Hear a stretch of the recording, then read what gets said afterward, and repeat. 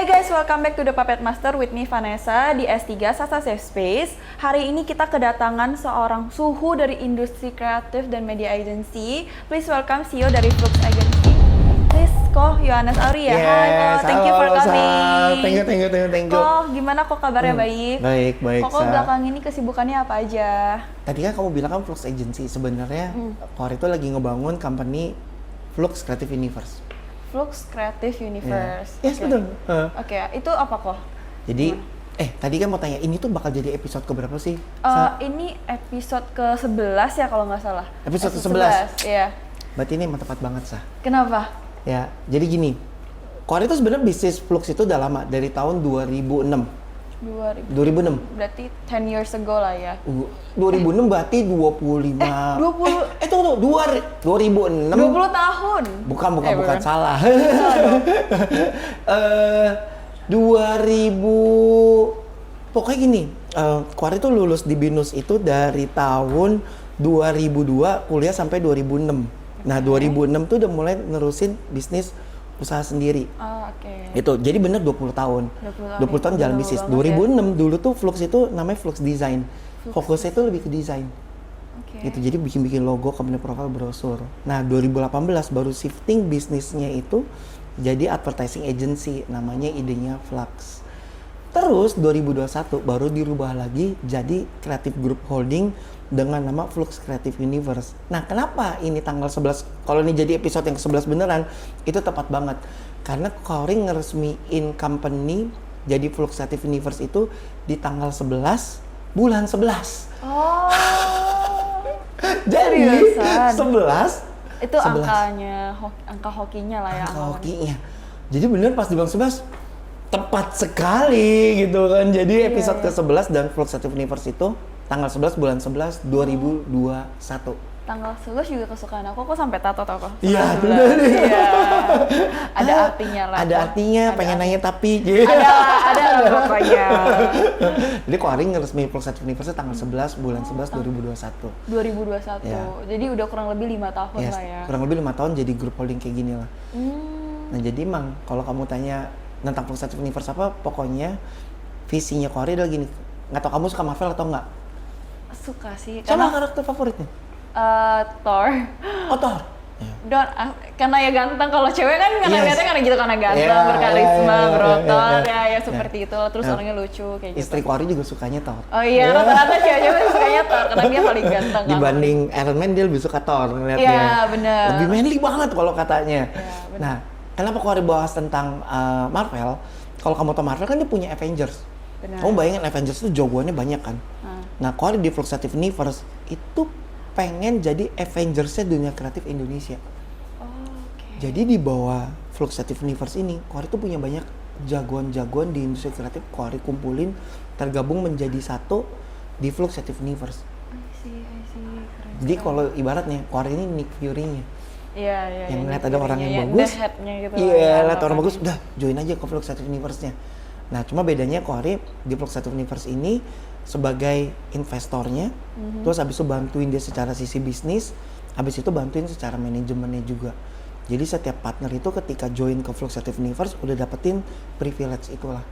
Jadi mereka tuh nggak mulai dari nol. Iya, basically Betul. bantuin semua Betul. sisinya. Betul. Kadang kan orang kalau bangun bisnis dia bisa bikin usaha, tapi belum tentu bisa dapetin kliennya kan. Benar. Saat itu yang susah kan.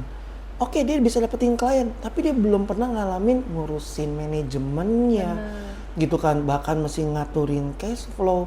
Karena kalau mulai bisnis dari nol, jujur hal yang nggak kelihatan kayak gini itu ternyata repot loh. Kita mesti ngerti cash flow, kita mesti ngerti bagaimana jaga cari orang. Itu nggak gampang. Nggak gampang.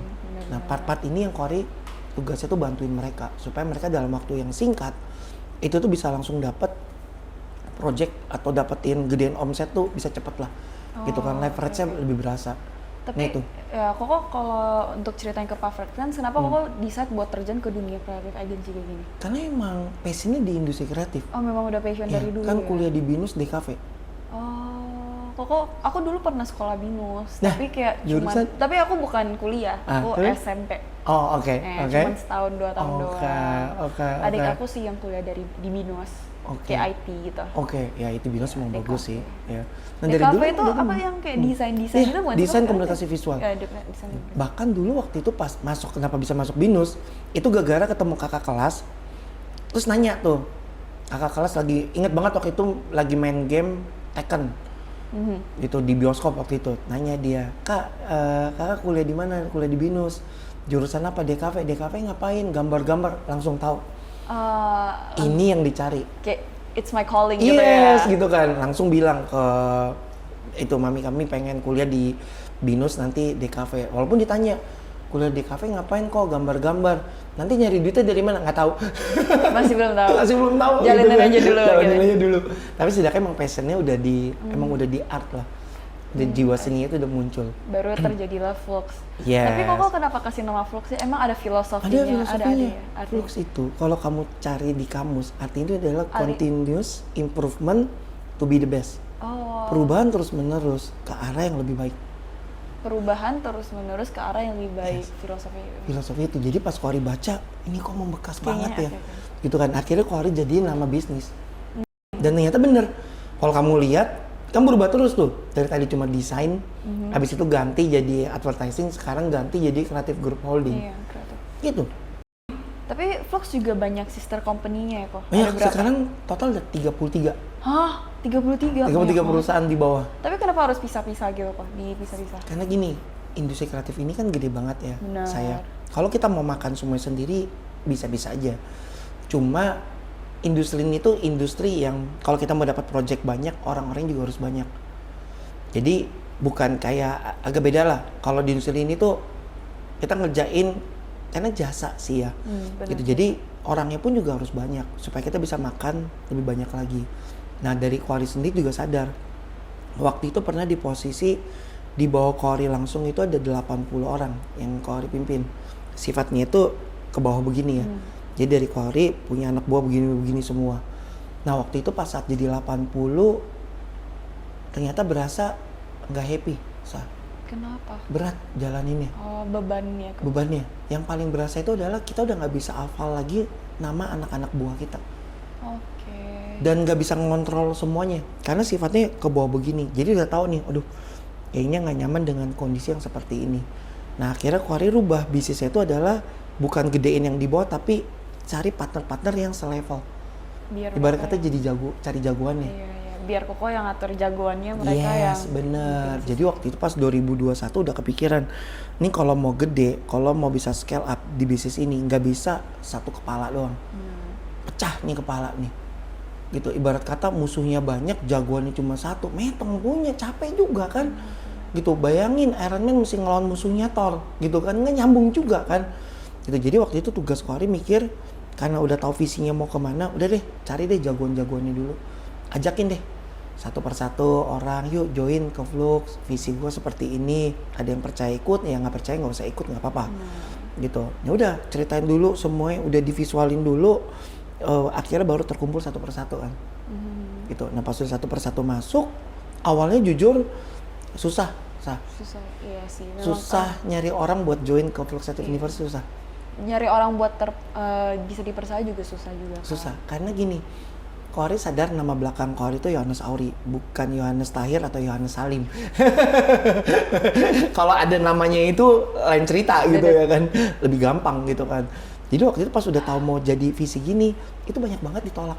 Oke. Ditolaknya kalau menurut Kohari ya, karena orang tuh nggak percaya dengan visi yang kita udah punya. Gitu. Jadi misalkan saya deketin nih, gitu, salah satu yang ada di sini.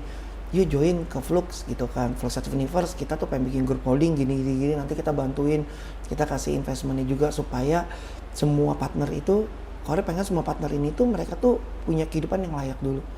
Mereka ada bulanan yang pasti, karena kebanyakan yang sekarang ikut Kohari tuh tadinya tuh pekerja biasa, habis itu Kohari angkat stratanya itu jadi pemilik bisnis. Pemilik bisnis real bisa jadi bulannya dapat duit, bulan depan belum tentu ada duit, dan itu suffering banget. Karena industri kreatif itu tingkat kreativitas orang itu tergantung dari seberapa duit yang mereka punya sih, Sa. benar. Kalau pas-pasan, pokoknya ide kreatif bisa nggak keluar. Oke. Jadi Kohari pengen semua partner mereka tuh dapat kepastian tiap bulan lah. Oke. Gitu. Nah itu yang Kohari bangun dulu. Tadi Koko bilang Koko bikin ini kan dari tahun 2021 kan ya? Yes. Tapi betul. sebelum itu Koko udah kepikiran ini dari sejak kapan? Itu Untuk udah masuk ke kepikiran, dunia? ya kepikiran buat jadi grup holding kayak gini sebenarnya udah dari pas jadi advertising di tahun 2018, dari tahun 2020 udah tahu nih Udah kalau tahu. mau gede cara mainnya harus seperti ini, tapi baru bisa direalisasiin 2021. Oke. Nah tapi 2021 sampai tahun 2023, 2 tahun itu terseok-seok, sangat gampang kan. Tadi Kohari cerita Iya, tidak gampang. deketin orang ditolak, Sakit Kan- ya rasanya. sakit banget. Cuma karena wajar mereka mikir gitu ya tadi gitu kan. Ketika deketin orang kan, Kohari cerita dong, visi Kohari gede. Mungkin mereka akan ngelihat kayak, kalau Kohari ngeliat ya, mereka pasti akan mikir gini, lu siapa? Dan lu sestabil apa secara keuangannya sampai mau suruh gua keluar dari zona nyaman gue. Gitu kan. Tapi kan Kohari nggak bisa, caranya gini, lu mau ngeliat rekening gua banyak nih, baru lu percaya. Kan nggak gitu cara mainnya. Benar. Gitu. benar. Nah, akhirnya waktu itu Kohari doa juga gitu kan. Tuhan, kalau boleh nih ya di belakang Flux kasih satu backupan dong. Yang kuat. Yang gitu. kuat, yang punya nama, yang punya ini semuanya supaya apa? Supaya ketika mau deketin orang tuh langsung trust tanpa Iya. perlu effort capek-capek. Benar. Itu udah Karena divisualin. ada satu figur gitu. Yes. Udah divisualin. Walaupun waktu itu belum tahu siapa Sa. Ternyata 2023 Om Deddy jadi investornya Flux. Ya, Om Deddy Corbuzier ya. Ya. Mantap. Gak nyangka gitu kan, segede Om Deddy Corbuzier pengen invest ke Fluxative Universe. Bagi Kohari itu udah jackpot banget. Yang berarti mimpi Kohari untuk jadi Fluxative Universe ini divalidasi oleh seorang Om Deddy yang dia mau untuk menjadi bagian dari perjalanan Kohari. Ketika Om Deddy masuk, itu udah enak banget Sa. Ya, lebih gampang lah ya. Kalau Orang lebih trust. lebih trust benar. Bahkan sekarang Kohari mesti milih-milih nih siapa aja yang mau. Jadi milih-milih ya Iya, sekarang ya. gitu kan. Malah nggak Nggak usah bisa ribet-ribet semuanya, lagi. iya. Karena keteteran juga nanti kalau semuanya mau kita ambil. Benar. Gitu. Kalau dulu mesti ngetok pintu satu-satu, 10 kali ketemu Sekarang orang, diketok. gitu kan. Sekarang ketok ya. Kayak Oh, izin mau masuk. Enggak, lo belum gitu kan. Gitu kan. Bahkan sekarang kalau Kohari ngeliat gitu kan. Misalkan lihat nih, company dia datang mau diinvest sama Kohari. Kohari kan tanya dulu, skala lu berapa? Sekarang yang kalau dicari ketika invest ke satu company, minimal omset dia tuh harus bisa tembus di atas 10 miliar. Di bawah itu Kohari nggak kepengen. Udah kasih standar lah sekarang. Iya, karena maksudnya kalau nggak bisa di-extend sampai sejauh di atas itu, membuat apa? Capek nantinya. Iya. Gitu kan. Jadi Kohari juga udah makin kesini tetepin standarnya. Duh, kalau lu omsetnya cuma setahun cuma 1M, 2M, jangan deh. Capek ininya. Capek nih. Gitu kan. Kenapa? Karena waktu pas di belakang Kohari juga selain Om Deddy itu kan bisnis bareng sama Ko Andrew Susanto, bosnya Holy Wings. Ko Andrew yang emas gadai-gadai. Iya, betul. Bener nggak sih? Bener ya? Bener Iya, kan ya? iya, pusat gede mau pusat emas. Itu belajar juga banyak dari beliau. Dia ngasih sesuatu clue itu yang bagus banget. Kan kalau kita taunya kalau bisnis itu kan ada ROI, Iya, BEP, ini roti. Roti. Iya. Tahu nggak roti apa? Nggak tahu Roti, kan? Roti, makanan, bukan. roti. Return on time investment.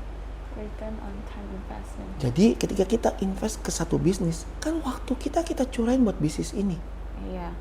Sekarang kita untuk mikirin sisi bisnis ini, lu mesti balikin gue berapa duit sampai gue mau mencurahkan isi otak gue ke sini nih. Nangkep kan maksudnya kan? Jadi bagi pemikirannya seorang Ko Andrew, ketika dia mau invest ke satu bisnis, dia akan ngeliat, gue udah invest waktu, ini kalau nggak bisa balik atau sesuai standarnya kita yang kita tetapin sebagai investor, mendingan nggak usah. Gitu. Jadi yang diukur itu dari rotinya, return on time investmentnya. Gitu. Harus bisa bikin kita happy karena kita sudah curain waktu tuh ke sini. Wow, iya juga ya. Ibarat kata gini, kita invest ke sini, waktu kita mikirin ini, tapi income-nya cuma 50 juta. Ya, nggak sebanding. Nggak sebanding. Nggak sebanding. Gitu kan. Kok sebulan cuma dapat 50 juta doang nih income-nya, tapi kita mikirin udah kayak orang gila buat bisnis ini. That's not good. That's Itu yang diajarin sama si Koendo. Jadi setelah itu saya juga mikir kan, kalau gitu yang di bawah Flux bagaimana dia harus bisa ngasil minimal 10M per tahun. Baru merasa worth it lah. Iya benar. Keren sih kayak gitu. Tapi ya kan aku kan nggak sepintar itu juga mungkin. Beda Itu ya. jam terbang beda. Iya, jam terbang. Yang udah triliuner emang pola pikirnya begitu. Iya ternyata. betul kan, kalau Endo kan udah triliuner mungkin memang pandangannya beda ya Iya, kalau bener, gitu. bener. Tapi Kalau kalau kita seneng sekarang kan kalau mau bisnis sekarang apalagi zaman sekarang kalau yang penting profit dulu udah kayak Iya, alhamdulillah gitu udah sekarang profit ya. dulu, udah bagus Nggak usah gitu. nombok mulut tiap bulan sekarang beda gitu. Bener. Terus, Tapi pemikirannya gitu iya, sih. benar. Tapi itu bagus sih pemikiran seperti itu kan berarti kan mau maju terus. Terus aku dengar kemarin Flux itu ada dapat rekor muri 2 miliar views ya kok. Keren. Itu gimana sih tuh caranya gimana?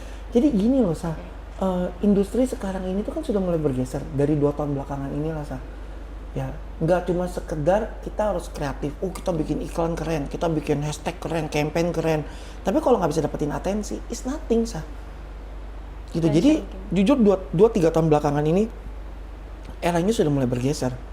Era bergeser itu jadi atensi era lah. Atensi Gitu. era. Sekarang itu adalah siapa yang lebih terlihat, itu yang bisa dapat memenangkan segala sesuatu lah. Gitu. Bahkan ekstrimnya kita sebenarnya nggak perlu jadi orang yang jago-jago banget sih. Gitu kan. Yang penting kita bisa terlihat. Itu yang menang. Attention game lah ya. Ya, attention game. Gitu. Jadi Quarry mulai bergeser, industri bisnisnya tuh yes, kreatif itu emang kekuatan kita. Tapi kalau cuma kreatif, bikin iklan keren, ditaruh di TV, ditaruh di digital, tapi kita mesti ngebayar terus nih, nge-ads terus bakar duit gitu. Buat apa? Sekarang berganti ke attention era. Jadi Quarry belakangan ini juga lagi nge-push anak-anak ketika kita bikin campaign, bahkan Quarry bisa kasih garansi viral ke setiap brand yang kita kerjain. Brand tinggal ngomong, you mau dapetin berapa juta views. Dan kita bisa achieve itu secara organik tanpa lewat iklan berbayar. Jamin gitu ya. Ya, kita jamin. Kalau nggak sampai dapetin segitu, uangnya kita balikin. Gitu. Nah, kenapa? Karena kita udah tahu teknik-tekniknya bagaimana bikin konten yang sifatnya viral. Dan semua partner-partner Quarry yang kemarin baru diinvest itu, mostly kebanyakan anak muda. Gen Z ya? Ya, Gen Z semuanya kebanyakan. Kenapa? Karena mereka yang ada hidup di industri ini. Gitu. Jadi Quarry belakangan ini juga shifting invest ke anak-anak muda semua. Dan emang goal Quarry adalah pengen, bahkan misinya Quarry di tahun ini, Quarry tulis tuh bahkan listnya, pengen semua partner Quarry yang di bawah umur 30 itu mereka harus jadi miliarder. Miliarder. Goalnya gitu. Gitu kan. Gitu. Kalau terjadi itu goalnya keren Iya. banget. Beberapa sudah terjadi gitu ya kan, yang udah ikut Quarry setahun, 2 tahun itu udah. Tapi kan Quarry makin banyak lagi invest ke baru-baru ini kan dari mulai awal tahun. Nah, jadi dengan dibikin viral seperti itu, kita tuh sebenarnya bisa men-shifting. You mau ngomongin produk apa? Gitu, you mau nyampein sesuatu message apa gitu kan. Kalau kita berhasil bikin itu jadi conversation, itu tuh impact gue gede banget. Gitu. Kayak kemarin Quarry megang satu perfume gitu, brand. Nah, brand sebenarnya sudah terkenal, tapi di dunia digital itu tidak tercipta conversation. Itu bahkan kalau dilihat di Google Trends, kamu ketik nama brandnya, itu tuh yang nyari tuh nggak ada, yang ngomong tuh nggak ada. Tapi ketika yang beli banyak gitu. Ya, karena brandnya emang sudah lama. Cuma di digital ini tidak kedengeran sama sekali. Nah, ketika kita bikin ini viral, itu di Google Trends itu langsung naik. Di ngomongin, bahkan pemiliknya pun sampai kaget, dia bilang kayak, gila Ri, ternyata advokat kita tuh banyak banget ya. Dibilang gitu kan, yang ngebela produknya sendiri brand owner pun nggak nyangka gitu kan. Karena ternyata ya Hiu nggak pernah bikin sesuatu yang sifatnya diomongin sama banyak orang, ya gimana orang mau nyampein sesuatu juga. Gitu kan. Nah, kliennya happy gitu kan, dia bilang iya nih ternyata bener cara seperti ini lebih ngefek dibanding dengan cara-cara dulu yang mereka lakukan. Karena memang sudah shifting udah berganti. Gitu. Nah, itu yang kira Quarry lakukan sekarang, shifting ke attention era. Iya, attention. Sekarang adalah attention era. Yes, benar sih. Semua kalau dapat atensi semuanya lebih mudah lah. Ya. Kalau kata pepatah begini kan, kalau sekarang bilangnya no viral no justice. No, iya benar. #no viral no justice, benar sih. Jadi dia harus bisa dapat clue-nya ke situ lah. Harus bisa dapat viralitasnya lah. Gitu. Terus tadi Koko bilang kan di Flux juga udah ada investor gede ya. Siapa-siapa aja sih kok selain kok Om Deddy gitu-gitu? Jadi gini, kalau secara group holding investor utamanya itu ada di Om Deddy Corbuzier. Iya. Nah tapi kan Quarry kan pas udah jadi Flux Creative Universe ini Ada dibagi-bagi. ya ada dibagi-bagi kan. Quarry kerjasama dengan orang A, kerjasama dengan orang B, kita invest bareng untuk mendirikan suatu bisnis baru lagi deh. Contohnya sama partner Quarry kan ada Ko Andrew. Quarry bisnis sama Ko Andrew tuh invest ke drama TikTok. Drama TikTok. Kamu mau coba nggak jadi artis drama TikTok nanti? Boleh. Drama TikTok apaan? Kok kamu nggak tahu? Drama TikTok. Jadi di TikTok itu sekarang kamu tahu drama Cina kan? Tahu. Nah, tahu. kita juga bikin kayak begitu tapi ditaruh di TikTok. Quarry itu versi orang Indonesia. Ya, versi orang Indonesia. Gitu kan. Nah, itu juga powerful banget. Really? Quarry bikin satu episode di drama TikTok ya, itu bisa tembus 40 juta views. Itu gila banget sih viewsnya. Satu loh. Banget. Dan kayak kemarin nih, salah satu drama TikTok yang Quarry punya sama Ko Andrew itu bikin campaign buat Kredivo. Satu video itu tembus 15 juta views. Itu buat campaign ad itu tinggi banget sih. Padahal ini iklan hard selling banget. Bener-bener. Dan iklannya itu ditaruh bukan di awal loh ya. Di depan lagi ya? Enggak. Udah mau penghujung bahkan. Sekuat itu drama TikTok. Karena kita punya satu cerita yang orang tuh pengen nonton banget. Waktu itu Quarry bikin ceritanya. Iya. Ceritanya anaknya ini merantau ke Jakarta. Papanya sebenarnya CEO tapi nyamar jadi orang susah. Oh ya, CEO nyamar-nyamar yang gitu-gitu ya. Supaya anaknya tuh punya mental kuat. Jadi anaknya disuruh merantau gitu kan. Terus habis itu dijagain sama si papanya, dilatih dari jauh, aman nggak nih. Nah sampai si anaknya ini tuh bener-bener nggak bisa makan. Terus habis itu dia mau nunggu di depan Indomaret gitu lah. Terus habis itu ada orang yang bilang, dia minta duit sama orang-orang itu. Dia bilang, ngapain lu minta duit? Orang di Kredivo sekarang udah bisa begini, dikasih tahu semua fiturnya, terus dia cobain langsung, oh iya bener bisa kayak begini ya. Viewsnya 15 juta. 15 juta views, satu video. Gila sih, itu keren banget. Itu hard selling itu, gitu kan. Dan itu kena banget, karena emang kita jual tuh ceritanya. Itu salah satu output dari attention business ya. Bisnis sama Ko Andrew bikin drama TikTok. Terus habis itu bisnis juga bareng grupnya Holy Wings. Quarry punya Homeless Media tuh ada 7 sekarang yang bareng sama grupnya Ko Andrew, grupnya Holy Wings lah. Homeless Media ada Cindo Today. Itu media khusus Cindo, terus ada Pikologi gitu kan. Ada JKT Today, Bali Today gitu. Pebisnis muda, pokoknya banyak lah. Itu Homeless Media tuh juga punya power buat apapun itu kita mau sampein lewat media ini. Karena satu Homeless Media tuh kayak Pikologi itu target marketnya lebih ke cewek yang baru bekerja sampai ibu rumah tangga baru lah gitu. Dia udah punya 3,6 juta followers. Terus abis itu impressionnya itu bisa sekitar 300 jutaan per bulan. Gede. Nah itu grup bareng sama Holy Wings, kita bisnis di media. Terus Quarry juga ada partner bareng sama Cigres Tahir. Itu punya bisnis juga ya. Kita invest ke berbagai macam bisnis juga. Yang barusan ini invest bareng sama Parudi Salim juga. Gitu kan. Itu mobil Parudi Salim Prestige ya. Prestige gitu. Kita bikin creative agency namanya Privilege. Privilege. Ya, itu kan. Jadi emang nah itu dia tadi untuk kita bisa jadi gede karena Quarry percaya gini. Salah satu jargon yang Quarry bawa untuk Flux Creative Universe ini adalah kalau kita mau pergi cepat, kita perginya sendiri. Tapi kalau kita mau pergi jauh, if want to go far, go together. Kalau kita mau pergi cepat, pergi sendiri. Yeah, if want to go fast, go alone. But if you want to go far, go together. Nah, jadi benar. Jadi Quarry partner sama mereka semua ini. Dan jujur, itu privilege Quarry bisa punya partner-partner yang jauh-jauh lebih hebat dari Quarry sendiri. Kita bisa curi ilmunya. Kenapa nih orang bisa sukses? Oh ternyata pola pikirnya seperti ini. Itu yang berharga loh Sa. Dan ini tidak diajarin di sekolah dan di kampus manapun. Benar, itu benar. Itu. Tapi kalau tiap aku ketemu orang-orang sukses di sana, mereka pasti cuma ngomong satu sama aku. Fokus ke satu hal yang kamu paling menurut kamu itu strong point kamu. Jangan fokus ke yang lain-lain. Fokus ke satu hal dulu, tunggu dia berlayar, baru kamu fokus ke yang lain. Itu katanya kunci sukses.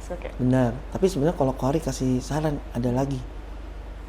Ini berdasarkan dari ini Quarry sendiri ya. Yang harus kita coba.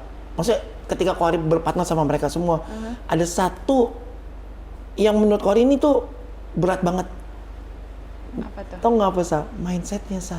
Mindsetnya. Kadang kita tuh jadi minder ketemu orang yang lebih hebat. Bener. Itu tuh kayak Kok mereka bisa begitu? lebih kayak gini, gue layak gak sih gitu kan.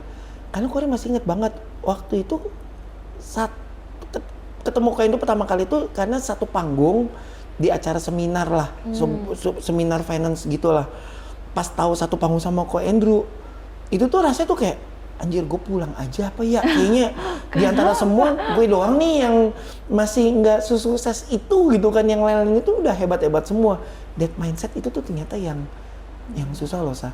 Itu apalagi kalau kita lahir dari keluarga yang biasa. Jadi ketemu mereka yang udah tinggi tuh kita rasa kayak nyiimbanginnya itu butuh effort, takut mindernya itu.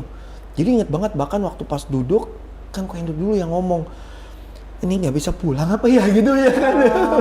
Jadi pada saat itu Ko Andrew cuma ngomong di dalam diri gini, oke, cool down, tenang, kita ganti perspektifnya gitu kan. Oke, Ko Andrew segala macam nilainya 9, nilainya 10 gitu kan. Lu jangan beranggapan diri lu nilainya 4. Dibilang gitu kan. Sekarang lu lihat, lu mulai dari angka titik 0 banget nih. Bisa ngebawa Flux sampai kayak gini. Oke lah lu nilainya 7. Dibilang gitu kan. Yang ada panggung-panggung di sini kan, ya mereka mungkin tidak memulai dari 0 banget. Gitu loh ibaratnya. Jadi Korey berusaha menanamkan ke diri sendiri tingkat kepedeannya, mindsetnya gitu. Ketika nanamin ini, baru pas saatnya jadi pembicara, ngomong, enak. Jadi nggak ngerendah. Nah yang susah ketika kita berpartner dengan orang-orang yang hebat, gimana ngebawa value diri kita tuh juga bagus. Itu yang susah. Gitu kan, nggak gampang. Bener sih. Gitu. Kadang memang suka minder juga sih. Iya, Dia minder. udah bisa kayak gini, kok aku nggak bisa. Iya. Nah jadi that's the clue sebenarnya kalau kita mau kerja sama bareng orang-orang yang lebih hebat. Coba sebelum ketemu mereka naikin value diri kita sendiri dulu. Gitu. Itu sih. Benar. Dan kita harus bisa bawa something ke mereka yang mereka tidak tahu. Itu juga yang berguna banget.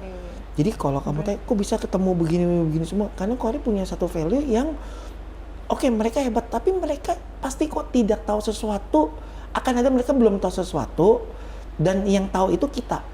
Nah inilah value yang kita bawa ke mereka. Betul.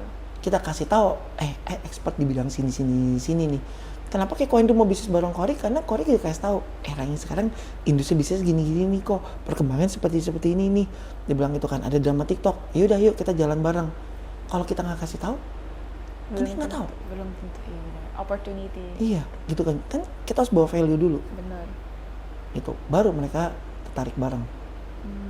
Berarti sekarang networknya Flux sudah triliunan dong kok? Amin. Iya bener ya kan? Berapa Kita tuh? aminin aja.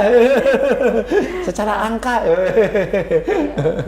Gitu lah. Tapi emang industri ini tuh gede sih. Gede, iya. Bener-bener. Jadi kan Korey juga punya banyak commerce media kan. Iya, commerce media Korey kan juga banyak. Itu kalau kita ngukur, misalkan nih Korey mau ngelepas nih. Yaudah satu usaha ini mau dilepas deh. Gitu, udah gak mau ngurusin lagi. Itu ada salah satu bisnis Korey itu kalau mau dilepas itu angkanya itu udah ratusan miliar. Satu loh. Kita belum bicara semua nih, baru satu aja nih. Pasti 2 digit gitu lah kan. ini. Jadi emang kenapa? Karena era yang sekarang itu views itu adalah the new currency. Iya, benar. Kita bisa ngasihin berapa views itu bisa dikonvert jadi uangnya. Tapi kan nggak semua orang bisa jago cara monetize. Ya, itu penting, benar. Nggak semua orang yang viewsnya gede itu jago monetize kok. Betul. Ini aku tanya doang ya kok. Yeah. Soalnya kan ini aku bandingin soal aku lihat dari teman-teman aku. Dia viewsnya cuma 100.000, tapi dia monetize-nya gede banget dari situ. Sedangkan ini ada orang yang viewsnya 1M, dia monetize-nya jauh dari yang di bawah yang viewsnya 100.000. Itu aneh kan. Target marketnya mungkin ya salah kali ya, tidak tersampaikan mungkin kan ya. Sebenarnya gini, nggak ada patokan khusus harus jual di angka berapa, itu nggak ada. Oke. Itu yang bisa kita kasih lihat itu adalah sebenarnya tuh impact-nya sih. Dia misalkan jumlah secara followersnya gitu kan masih sedikit, tapi dia bisa punya needs yang tepat. Gitu. Itu secara brand akan lebih suka ke situ. Contoh tadi pagi Korey habis meeting sama klien ngasih ide brandnya dia itu adalah brand kosmetik. Dia target marketnya jelas untuk apa? Untuk anak sekolah. Nah Korey kasih ide menggunakan satu KOL yang memang secara followers nggak gede, 1 juta followers ya. Gede sih. 1 juta, iya. Tapi kan yang lain ada. Kalau dibandingin yang lain kan iya, ada yang puluhan juta kan. Benar-benar. Tapi yang benar-benar segmented ke anak sekolah untuk ukuran 1 juta followers dia udah gede banget nih. Benar-benar. Jadi Cory yakinin ke klien, ini the right choice. Kalau untuk menggunakan campaign, kita reading the moment-nya pakai dia nih secara influencernya. Baru besok Cory tambahin lagi ide-idenya mau diapain segala macam semua untuk bisa bikin the virality-nya. Jadi kalau dibilang nggak ada rumusnya sih. Nggak ada rumus. Gitu, tergantung follower sedikit, niche-nya tepat, kita bisa jual mahal. Benar juga sih. Gitu. Kalau misalnya jadi views banyak tapi nggak gitu, berarti jadi brand awareness aja lah ya. Nah, kayak homeless media yang Cory punya gitu. 1 kali post ya mungkin masih kecil gitu kan, masih di angka puluhan juta per post gitu kan. Ada kan yang media yang lebih gede gitu, tapi Cory lihatnya gini, kita berani diadu loh. Posting misal di media lain harganya misalkan 80 juta gitu. Di tempat Cory paling gede 15 juta per post. Adu aja impressionnya. Paling beda tipis. Kenapa? Karena Cory segmentednya jelas. Kita nyasarnya kemana? Kalau yang ini kelihatannya audiensnya luas, tapi belum tentu tepat. Nah makanya Cory di homeless media pun juga punya banyak. Ada yang tadi khusus Cindo, ada yang menangin daerah Jakarta, ada yang menangin daerah Bali, ada yang menangin khusus ke anak-anak Gen Z juga, ada yang ngomongin tentang film. Jadi udah dibuat niche-nya beda-beda. I see. Tapi kok lihat kan zaman sekarang makin banyak konten kreator terus makin gampang viral gitu ya. Semua orang juga sekarang bisa viral kalau misalnya beda sama dulu kan ya. Kira-kira masa depannya creative agency itu gimana? Nah jadi gini, ini satu yang kita harus pelajarin dulu. Dari zaman dewa-dewa ada, itu industri ini tuh sudah ada. Kamu tahu dewa Hermes kan, yang bawa malaikat kecil yang ada sepatu. Pernah lihat gak gambarnya? Yang mana? Dewa Hermes itu tuh dia tuh malaikat kecil, ada sayapnya, terus bawa ada kakinya tuh ada sayapnya kecil. Nah kamu coba Google lihat ya, ternyata Dewa Hermes itu pada zaman dulu dia itu dijadiin menjembatani antara komunikasi dewa dengan manusia. Jadi tugasnya dia ini adalah menyampaikan informasi dari yang di atas supaya manusia tahu informasinya. Jadi boleh dibilang industri ini dari zaman dulu tuh udah ada. Nah atas dasar itu Cory ngelihatnya adalah ini bisnis mau sampai kapanpun tetap akan ada. Cuma medianya aja yang berubah, the way-nya aja caranya yang berubah. Dulu orang harus pasang iklan di koran, di majalah, di TV. Sekarang kan homeless media. Sekarang lewat apa? Lewat influencer-influencer yang jadi sarana beriklannya. Gitu. Jadi ini bisnis kedepannya tetap akan ada. Cuma sekarang pintar-pintarnya kita ngelihat apa tren yang lagi berubah sekarang. Caranya aja yang beda-beda. Betul, caranya yang beda.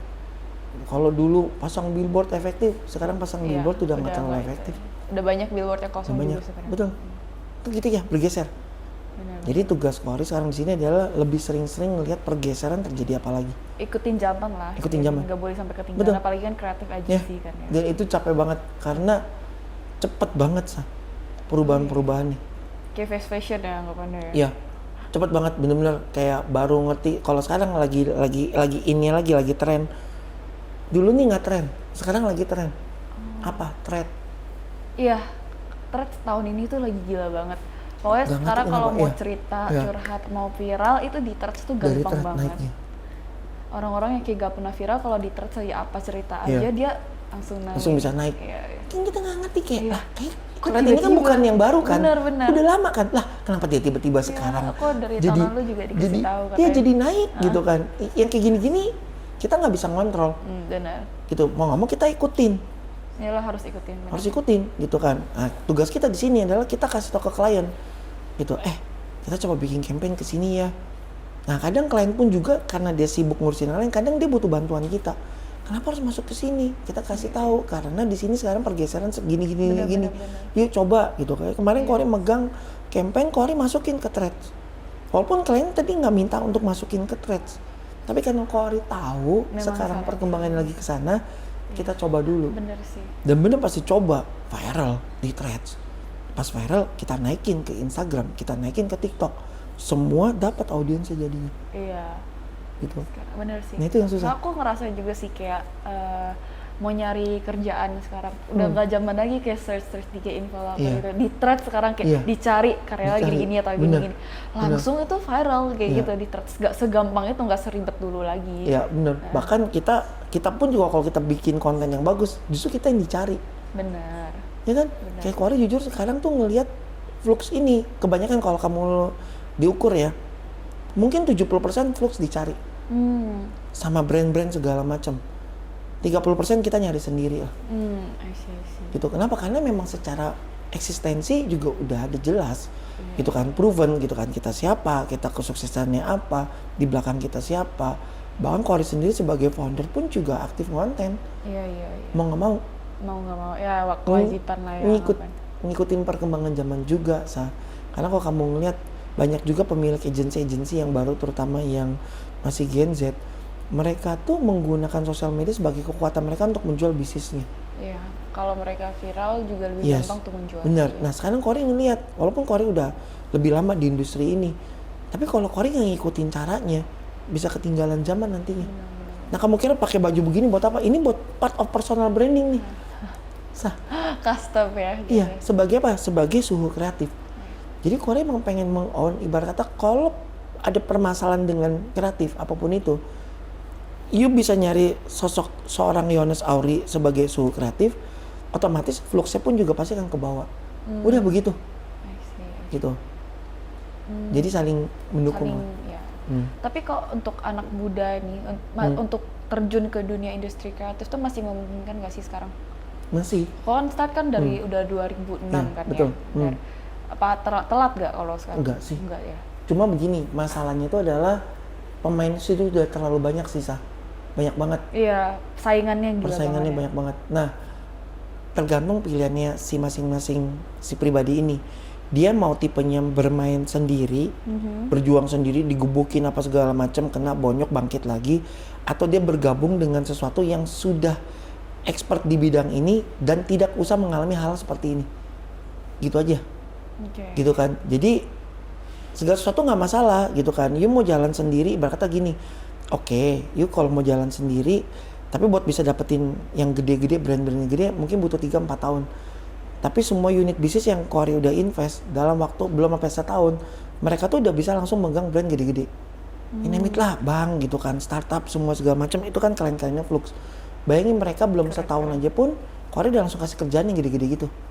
Harus banyak belajar di soal company biar Nanti kan sama maksudnya kan, you bikin nih tiba-tiba, jadi anak baru, ayo mau bikin kreatif agency sendiri, bisa bikin. Tapi sorry tuh you paling nanganin yang receh-receh dulu. Tahun ketiga, tahun keempat, baru bisa makan yang gede gini. Tapi yang namanya Quarry ngeliat kenapa orang-orang bisa, kayak orang sekelas Ko Andrew, Cigres, gitu, Parudi Salim, mereka bisa menjadi orang yang hebat. Karena mereka selalu menghargai yang namanya waktu. Gitu kan. Daripada mereka bangun dari awal. Time is gold. Iya, gitu. Lebih baik mereka ngeliat yang udah jadi, langsung aja bareng. Udah proven. Itu cara mikir mereka gitu. Mereka jadi gak suka wasting time. Iya, mereka gak suka wasting time. Nah, kalau anak-anak muda, kadang gengsi masih tinggi. Oh, mau gedein dulu nih sendiri nih. Silakan, nggak apa-apa. I know, you masih muda gitu ya kan. It's okay, nggak apa-apa. Gitu kan. Nah, tapi kalau Quarry kasih kebebasan buat mereka. Mau nerusin sendiri butuh waktu 3-4 tahun. Kalau bergabung sama, Quarry nggak minta mereka bergabung sama Flux ya. Kalau ada yang kalau rasa bagus bisa membawa lebih baik, ambil aja. Gitu kan. Tapi kalau Quarry selalu ngomong ke partner Quarry, gabung ke Flux, langsung bisa dapetin itu cepat banget bedanya. Jadi nggak perlu lagi ngalamin semua permasalahan yang terjadi. Sudah Quarry jagain. Yang paling penting itu cash flow. Quarry selalu ngejagain semua partner Quarry. Ibarat kata gini, setiap bisnis di Quarry invest, usahanya adalah 2 tahun nggak ada project pun ini company bisa survive. Wow, oke. Tegas. Ada duit banyak nih, nggak boleh ambil banyak-banyak. Dikit. Gitu kan. Yuk ambil dividen ambil. Tapi sisain buat apa? Buat ini bisnis 2 tahun ada nggak ada project bisa hidup. Kenapa? Karena ini kesalahan banyak orang baru mulai usaha ngeliat duit banyak kalap mata tuh. Habisin begini, habisin gini. Tiba-tiba tahun depan ada something happen, nggak kuat, bisa tutup loh. Benar. Jadi Quarry kasih mindset itu, setidaknya 2 tahun kita hidup tenang. Jadi kita juga gampang. Mau kita gedein segala macam selama ada duitnya nggak ada masalah. Gitu. Kalau berarti Koko selain di dunia kreatif agency ada invest di lain-lain lagi nggak? Atau memang pure di sini aja? Kalau Kori sendiri invest itu masih di industri kreatif. Ya belum gitu tertarik misalkan ke F&B gitu-gitu. Takut sih, takutnya lebih gini. Kori pengen di setiap apapun itu, misal invest ke satu bisnis A atau B gitu. Kori pengen bawa dampak buat bisnis ini juga. Jangan sampai partner Kori atau investor yang bareng ini tuh rugi deh. Gitu kan, mindsetnya gitu dulu. Bukan berarti kita ada investor tuh habis itu asik dapat duit selesai gitu kan. Enggak, justru mindsetnya itu kita harus bisa bikin dia, kenapa dia mau invest ke kita kan pasti dia percaya ke kita dong bahwa apa yang diinvest ini harus bisa tumbuh kan. Jadi mindset kita juga harus pengen ngasih keuntungan buat mereka juga nih. Gitu kan, itu yang Kori jaga gitu. Kayak kemarin bisnis bareng sama Holy Wings, Ko Ivan happy banget. Bahkan Ko Ivan ngomong, gile nih bisnis Ri, modal kita berapa, kita income returnnya bisa di atas 100%, lebih bahkan hampir 200%. Gitu kan dari modal yang kita taruh gitu kan. Ko ini sampai kaget, ya gile cepet banget nih. Dia bilang gitu kan, karena Kori mindsetnya dari awal ketika ada orang yang mau invest bareng Kori itu dulu. Kalau bisa 500% nih returnnya gitu kan. Tapi kan mimpi gitu, kadang kenyataan kan ya udahlah yang penting bisa ada untung udah bagus lah. Gitu. Jadi masih di industri kreatif, tapi Kori juga ada invest di luar kreatif, Apa tuh? Saham. Kok main saham juga? Bukan. Enggak. Kori invest ke istri Kori. Oh, berarti Koko kasih duit ke istri Kori. Sebenarnya bukan gitu juga. Jadi gini, ini hati-hati nih ya. Menurut Kori nih ya. Menurut Kori, sebagai seorang suami, kita juga harus bisa berpikir panjang terhadap keluarga kita sendiri. Gitu. Nah, Kori jujur berubah mindsetnya itu ketika gini. Istri Kori punya adik. Itu meninggal muda. Umurnya cuma beda. Kori lahir tahun 85, dia lahir tahun 86. Itu meninggal muda, ninggalin anaknya itu masih 3. Masih kecil-kecil semua. Jadi sekarang kalau Kori jalan, Kori itu bawa 6 anak. Jadi kalau ada ibu-ibu yang suka nyinyir ya, kadang mereka suka begini, bapak itu anaknya semua, gitu ya. Karena mereka manggil Dedi kan. Pas pergi jalan, Dedi mau ini, Dedi abis ini kita ngapain semua gitu kan. Jadi mungkin kalau orang-orang yang ngecek, ini orang gitu ya kan, anaknya banyak banget gitu. Padahal kan 3 anak titipan kan. Nah ketika istri punya adik itu meninggal muda, itu Kori langsung kebuka mindsetnya gila ya, kita jadi laki-laki nggak boleh egois ya. Lu harus berpikir ketika lu nggak ada nanti, lu tinggalin apa buat keluarga. Benar. Oke, lu kerja mati-matian, bagus, harus itu bahkan gitu kan.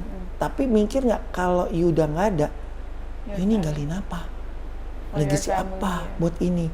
Jadi semenjak kejadian itu kan Kori tahu gitu kan, dulu istrinya juga nggak kerja waktu itu, ibu rumah tangga gitu kan. Akhirnya Kori yang ngidupin 3 anak ini gitu.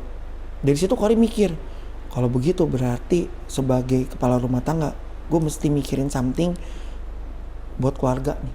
Jadi Kori yang pertama kali waktu itu adalah asuransi dulu tuh. Asuransi kalau Kori meninggal setidaknya keluar, berarti bilangnya apa ya, warisannya dong. Iya, warisan.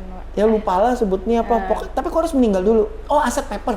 Aku nggak tahu itu. Nggak tahu itu. Jadi Kori waktu itu ambil itu, panggil agent Kori.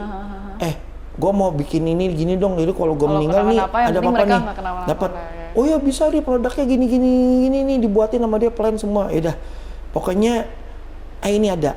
Nah, udah dong lengkap dong. Tapi Kori mikir gini, kalau gue meninggal kan dapat duit. Tapi nanti duitnya mau buat apa nih? Nah jadi semenjak itu Kori nge-push istri Kori yang kamu kayak harus belajar saham. Aku nggak ngerti, aku nggak gini. Nah tipe Kori dari dulu, tipe Kori itu tipe nge-push.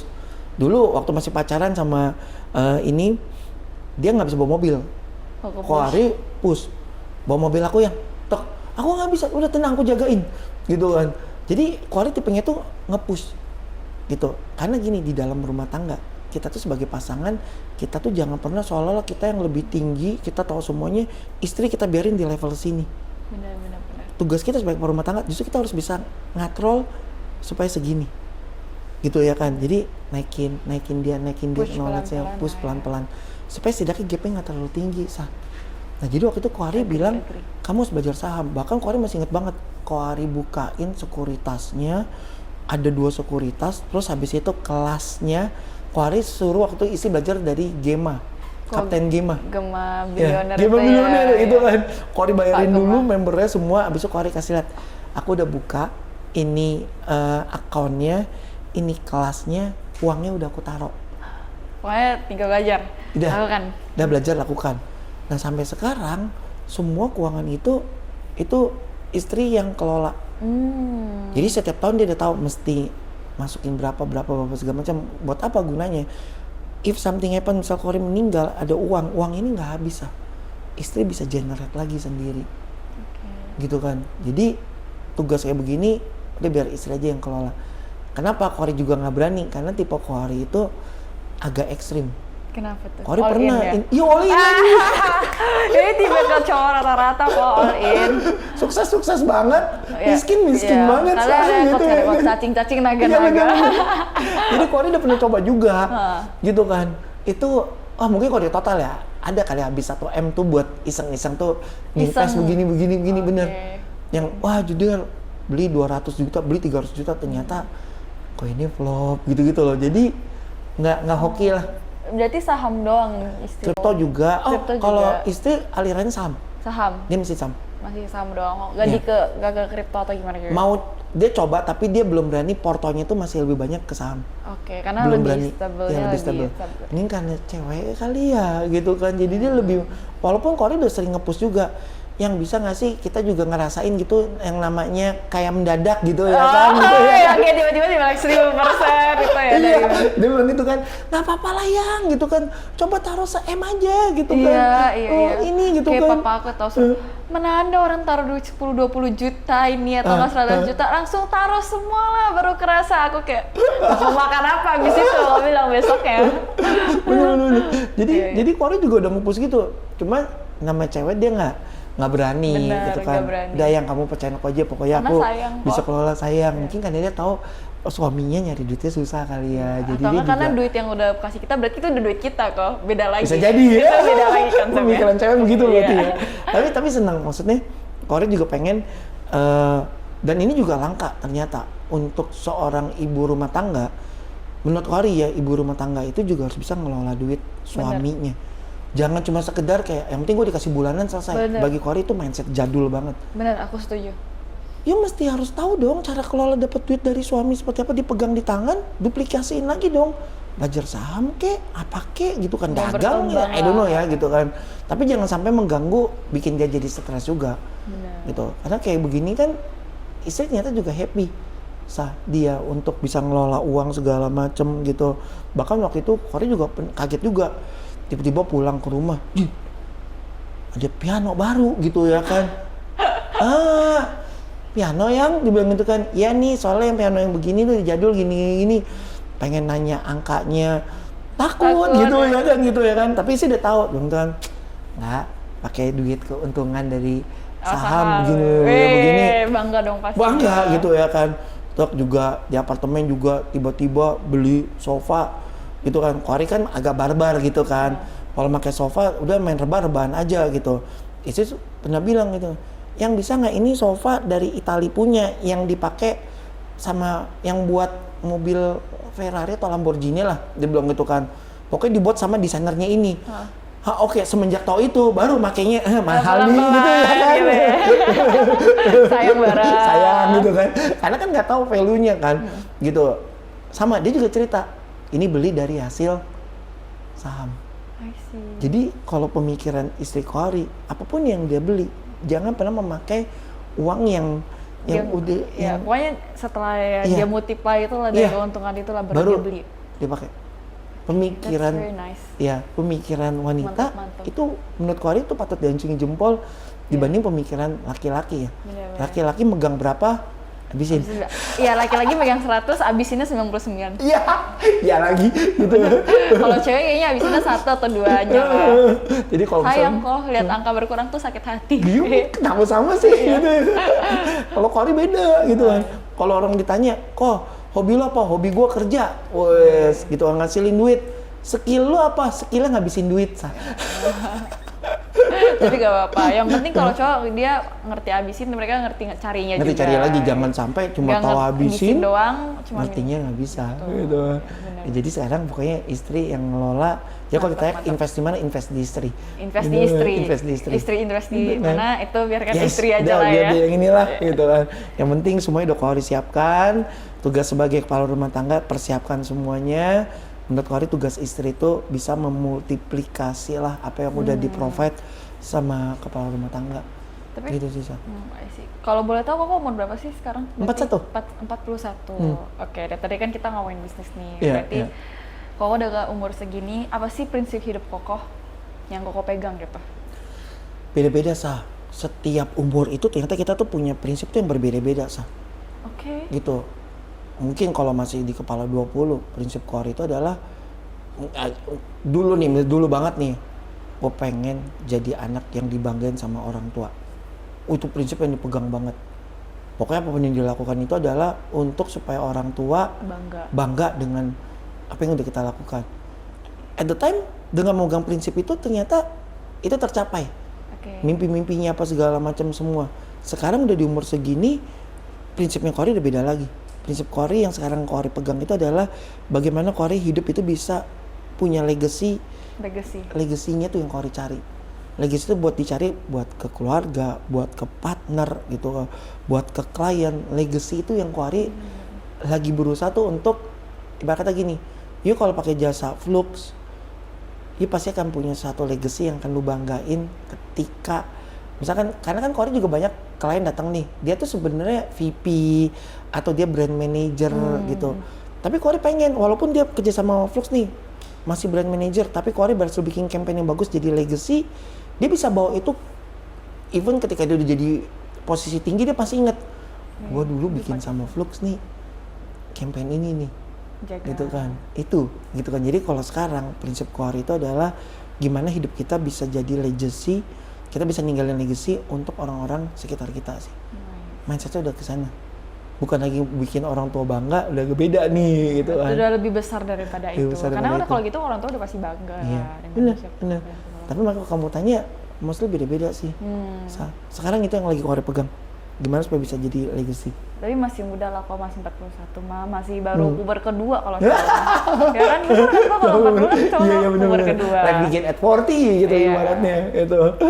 Tapi penyesalan terbesar Koko dalam hidup apa selama ini? Ada nggak? Penyesalan terbesar ya? Sebenarnya penyesalan yang menurut sebenarnya nggak nyesal banget sih, Sa. Cuma berasa nyanyain waktu aja. Oh, oke. Gitu. Jadi waktu itu pada saat kan tadi Kohori nanganin buka bisnis di tahun 2006. Ya kan? Terus baru berubah jadi advertising itu di tahun 2018. 12 tahun. Kelamaan ya. 12 tahun Kohori ada di bisnis yang sama karena ada di zona nyaman. Takut ya. Bukan takut sih, tapi lebih berasa nyaman aja di sini. Dan gak mau ketika kita nyaman, kita tuh gak kepengen ngelihat yang ada di luar kita. Dan bagi Kohori itu berbahaya. Gitu, jadi waktu itu Kohori biarin aja. Bisnis Flux Design cuma dapetin logo, brosur, kalender, company profile, itu aja terus. 12 tahun tuh bisnis itu aja. Dibilang berkembang enggak, ya udah begini aja. Ya, stabil lah. Sampai akhirnya tiba-tiba harus mau kolaps, terpaksa, baru Kohori mau berubah. Nah, jadi kalau ditanya penyesalan terbesar itu adalah penyesalan terbesar ketika kita membuat diri kita nyaman di satu keadaan. Karena nyaman itu sebenarnya pembunuh paling sopan.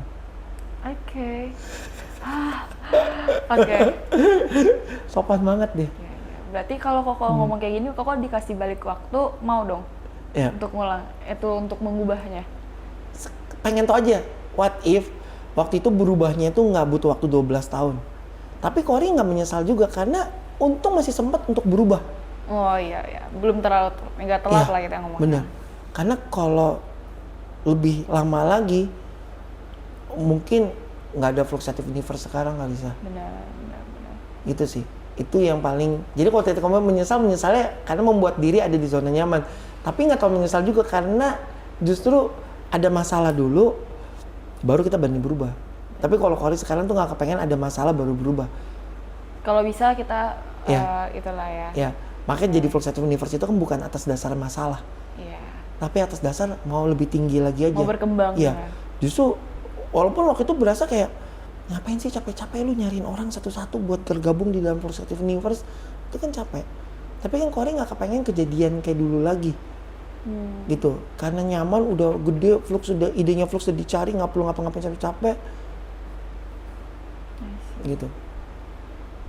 Tapi Koko pencapaian terbesar dalam hidup itu apa? Dan pencapaian terbesar menurut Corey ya, itu dari keluarga sih, Sa. Keluarga. Iya. Karena bagi Corey, ketika kita berkeluarga, itu adalah part tersusah dibanding ngurusin bisnis. Karena sekarang gini, bisnis itu ibarat kata gasnya kita, keluarga itu ibaratnya ngerem. Sekarang untuk menyeimbangkan gas dan rem, tapi tetap bisa jalan, itu susah. Nangkep gak ilustrasinya? Yuk gini, naik mobil, kita punya satu mobil, tapi ada dua fungsi, satu untuk ngegas, satu untuk ngerem. Kalau Corey cuma ngerem doang, nggak jalan. Tapi kalau Corey ngegas terus, yang ada bisa kecelakaan. Benar. Nah part ini, ngegas remnya itu. Keluarga bikin. Ya, itu yang menurut Corey, maksudnya gini, kan kamu tanya kebanggaan Corey apa? Corey bangga banget bahwa pencapaian terbesar itu adalah Corey bisa menyeimbangkan antara gas dan rem. Know when to gitu stop kan. gitu lah ya. Iya, jadi contoh paling simpel gini deh.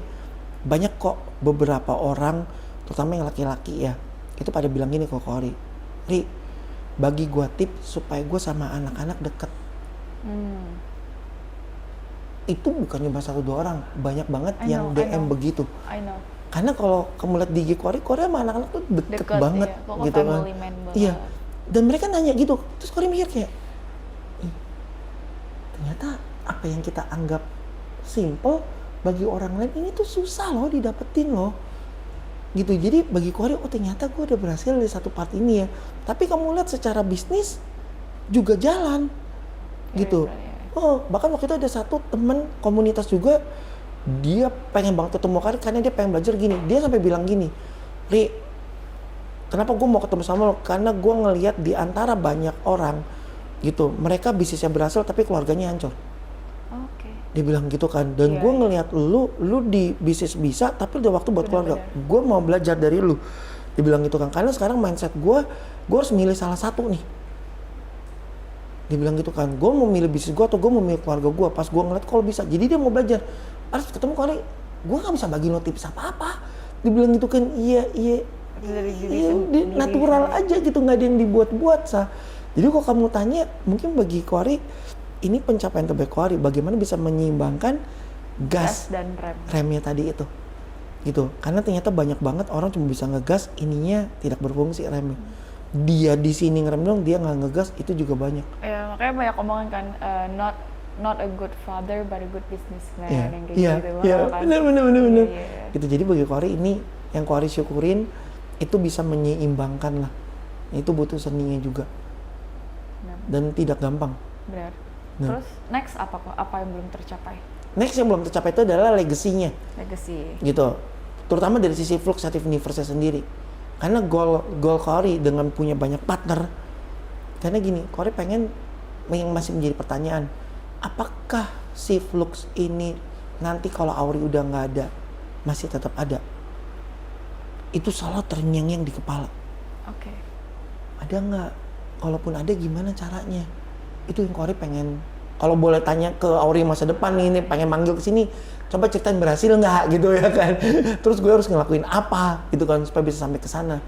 Karena Corey kan banyak banget klien-klien yang mereka tuh udah ada ratusan tahun, yang udah jadi bisnis keluarga.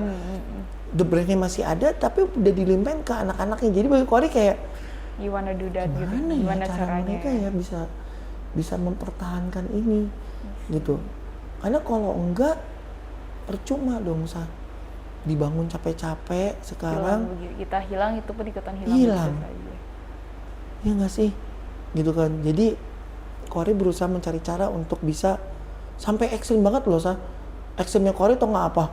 Corey sampai bikin, sekarang eranya AI kan. AI, iya. Corey tuh sampai ada satu project khusus buat menduplikasi diri Corey ke AI.